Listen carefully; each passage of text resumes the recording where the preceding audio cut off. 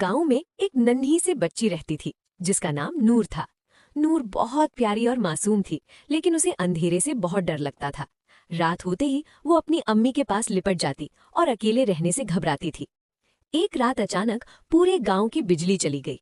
हर तरफ गहरा अंधेरा छा गया। नूर का दिल जोर जोर से धड़कने लगा और वो डर के मारे रोने लगी।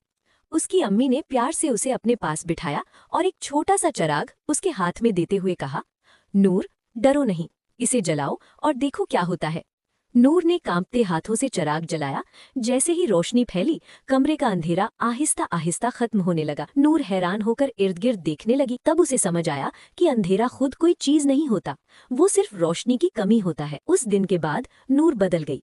अब जब भी अंधेरा होता, वो डरने के बजाय खुद चिराग जला लेती। नन्ही सी नूर ने सीख लिया था कि डर का मुकाबला हिम्मत और रोशनी से किया जाता है। सबक, जिंदगी में भी हमारे डर अंधेरे की तरह होते हैं, बस एक छोटी सी हिम्मत ही काफी होती है इन्हें खत्म करने के लिए।